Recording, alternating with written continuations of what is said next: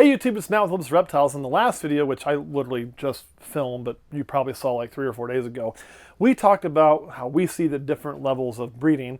And if you enjoyed that, make sure and click like and subscribe on this one, and go check out the Patreon, yada yada yada. Okay, that's all out the way, but do definitely, especially like and subscribe. What we're going to do today now is tell you how to get there. So we told you what the levels are, how we see it, and we're going to tell you how to get there. And I'm going to draw 2 shapes. Again, I've got my magic pen today. I'm going to draw 2 shapes, and these 2 shapes will represent most of the business of the reptile industry, for ball pythons anyway. Okay, you ready? 2 shapes. These 2 shapes are going to show you what it would take to be at the top. We got in a little bit of hot water, I guess you'd say. Well, lack of understanding from what the meaning is. We said there's only so much room at the top.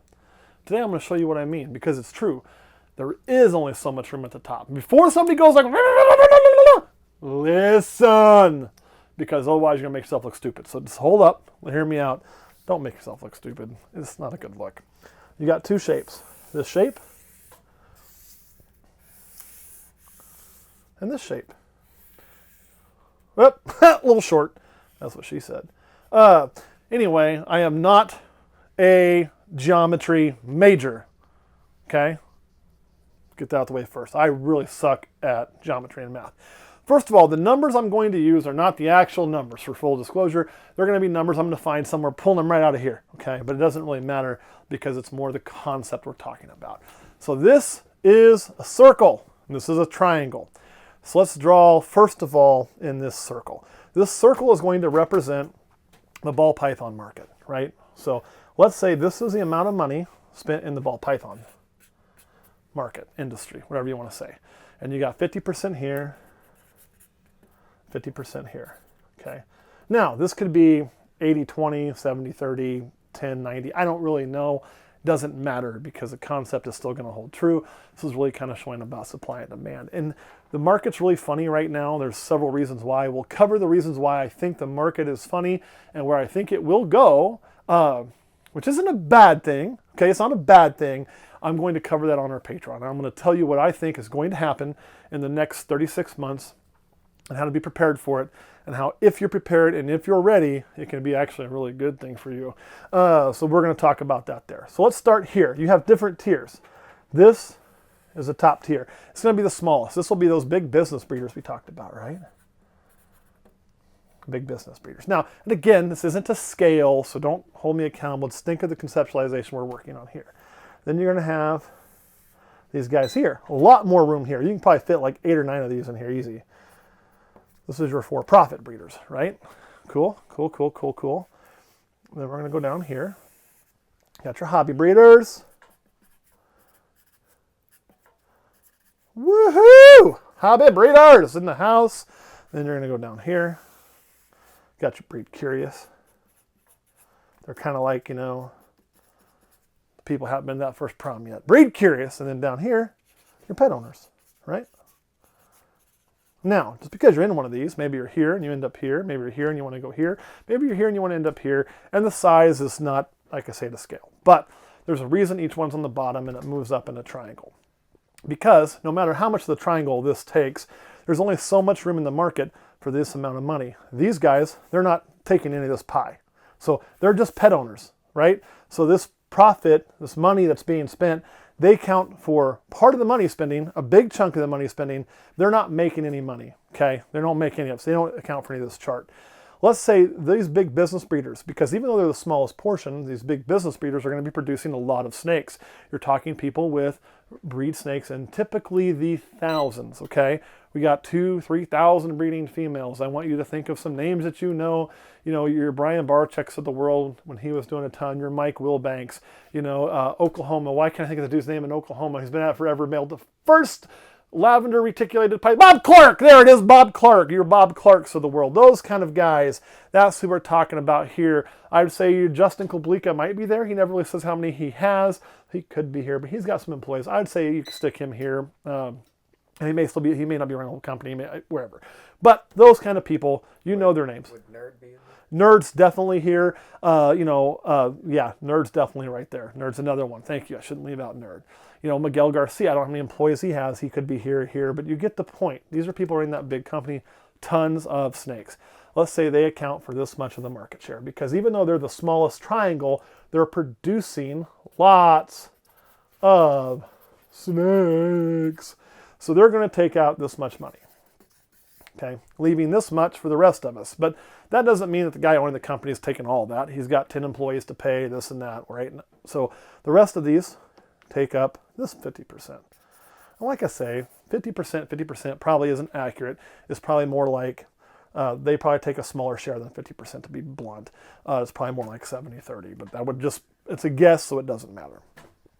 Now, so how would you go from, say, here, because you're here and you want to be here? I just told you, there's only so much room at the top. You can see it. There's two ways. There's two ways you can go from here to here, okay? One, could this arrow move? Yes, it can. This level could come down, making this bigger than this. I mean, how much they each take up within the space of the triangle could happen. What can't happen is this can't be here, okay? Because if this is the biggest part of the triangle, or this is the biggest part of the triangle, in other words, if you have this and then your pet owners are smaller up here, all we're really doing then is trading snakes and money back and forth, right?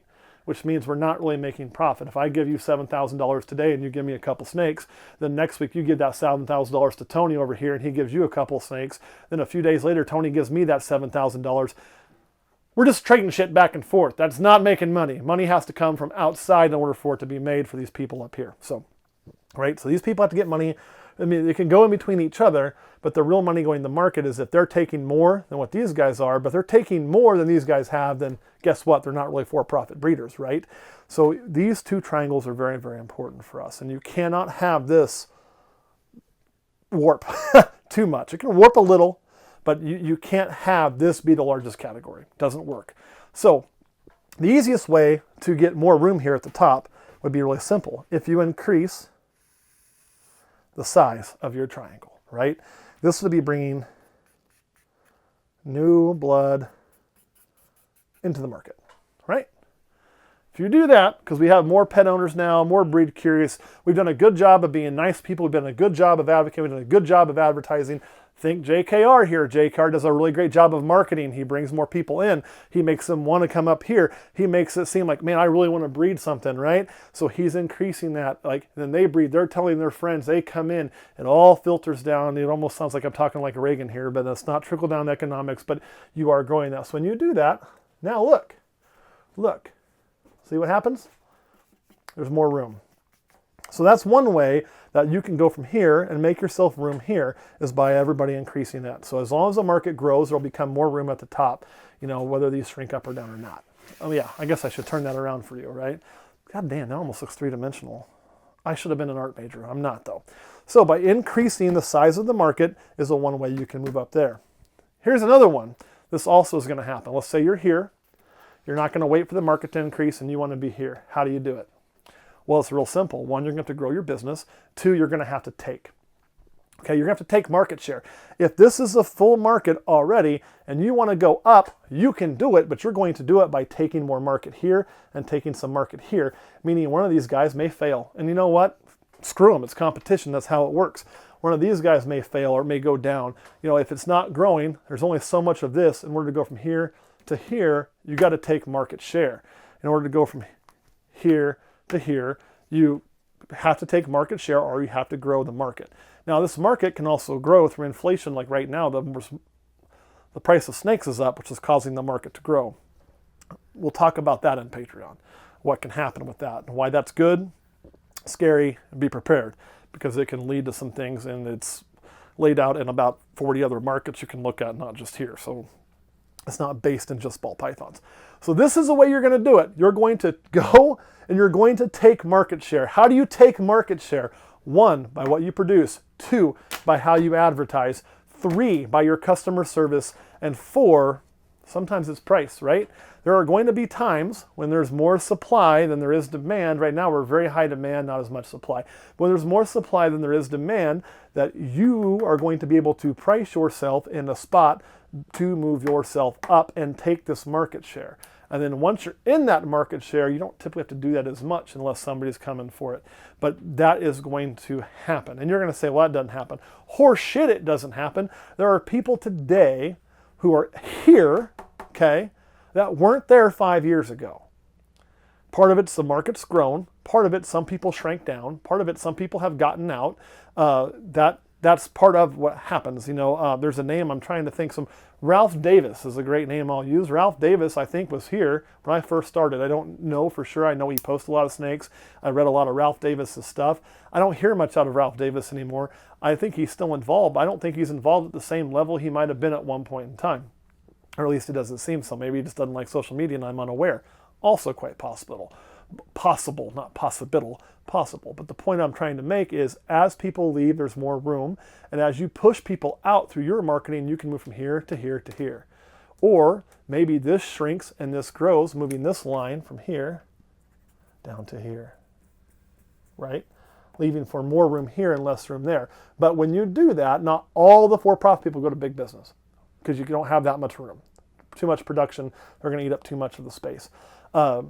But that's basically how it works. It doesn't have to stay triangle. You can have something where this gets bigger and this gets smaller, and it can be a nonsensical shape. But the fact of the matter is a triangle is really easy to look at and understand. So those are how the levels work.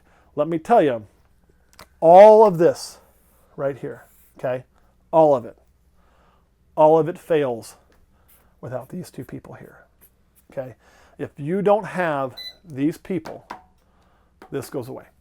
And you may be saying, bullshit, because these aren't the guys who are spending lots of money on snakes. Bullshit. Yes, they are. Yeah, this dude may be the dude today who's buying a $200 snake for his first snake for his kid, and they really like it, and they go here, and they want to be here. But if you don't deal with these guys, okay, you don't get the chance to sell. Well, if somebody doesn't deal with these guys. If somebody doesn't take care of these areas here to help push this line out, and then you don't get the chance to sell that $8,000 to $10,000 snake. You don't get it. The reason you don't get that chance is because if these guys aren't coming into the market, they're not going to come in at that high of a level. If nobody's producing stuff at that level to help satisfy this, then you just get people swapping money back and forth here, and nobody's making money anymore. We're all just trading. We're all just trading. You got to have the new money come in. So, that's where I'm at. So again, what I guess I want to reiterate is you're not stuck. When we say there's only so much room at the top, that doesn't mean it's only room for 3 or 4 people. That's bullshit. One, there's more than that here already. And 2, you can get there if you want. You just have to have the market increase or be willing to take from somebody else. It is business. It is okay to take from somebody else. You're in competition every day. You can even like the people you take from. There's people who I will compete with for a sale that I like them. You know, I do. They're going to compete. Sometimes I'm going to get sale. Sometimes they are. It's fine. They're friends of mine. But that's competition. You know, that is that's how it works. Now, some people are going to get here and be here as long as they want, a la Nerd. I don't see Nerd ever leaving this segment unless Nerd chooses to because of the reputation they built, the time they put in, all of that. One thing I will tell you, past these 2 levels, if you want to be here, here, or here, there is a common denominator, okay? That common denominator is this word right here, okay? That's what it's going to take. And this takes some, this takes more, and this will take a lot. You better be willing to work. Don't come, get here, and say, oh, I want to do it, but I don't want to work. You know, you could probably do some hobby breeding without really working hard, I guess. But when I say hobby breeder, I'm talking about trying to cover some of your bills maybe. You know, if you're just producing 1 or 2 clutches a year, yeah, that's not a whole lot of work. It's a little. So, you know, I can say little work here. A little bit of work here. But don't think you're going to come and do this and do this and do it consistently, long-term, and not work. This is not a lottery ticket, okay? Sometimes you'll hit a lottery ticket. Hell, we may have one crawling in an incubator right now. Actually, we may have about 6 or 7 of them we're looking at. That literally could be like a good lottery ticket. But it takes work. Work is what will sustain the long term. If you put in the work and you put in the time, you can be wherever you want.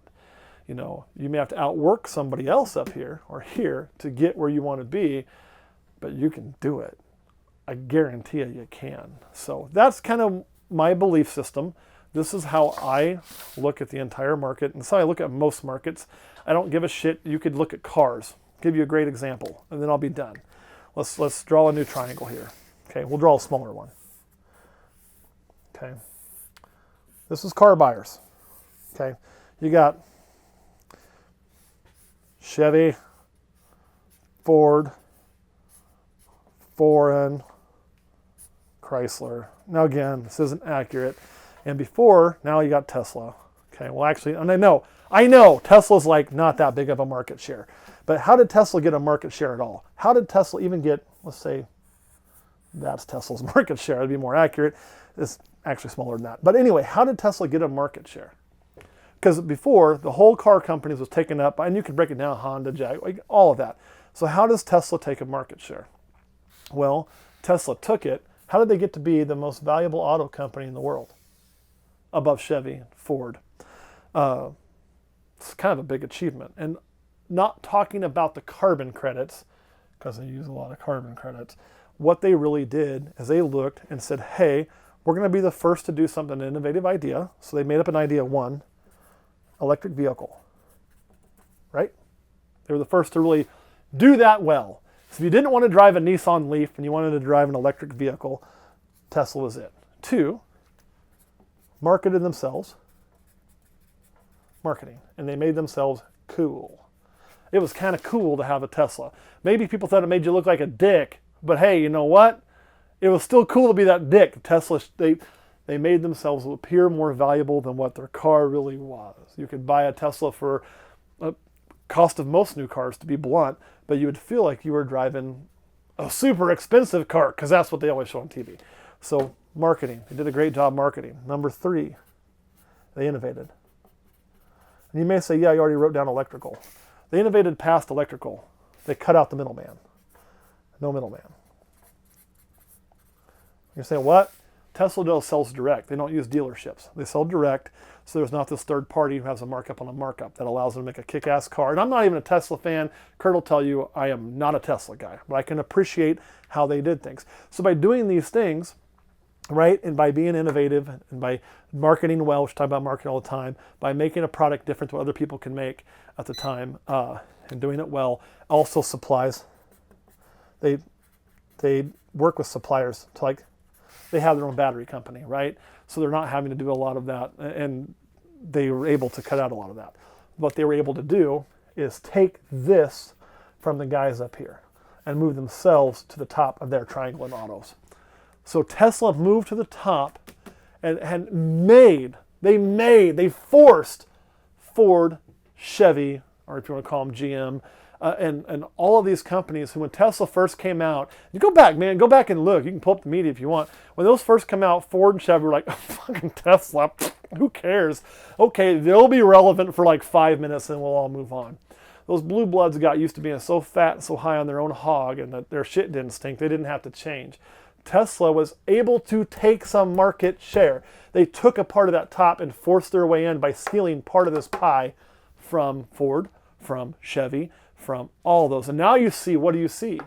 Now you see the F-150 truck that's fully electric. You see Chevy rolling out fully electric vehicles. Now they're all trying to catch up because they saw, holy shit, we're behind. We have got to catch up with the times now because Tesla is taking from us. So my point is, you got to kind of be like Tesla. You can do it, but Tesla worked their butt off. They also had billions of dollars, which made it easier. But we're not talking cars, we're talking snakes, okay? I wouldn't tell you to try to do this in the car market, although I can tell you a guy who did.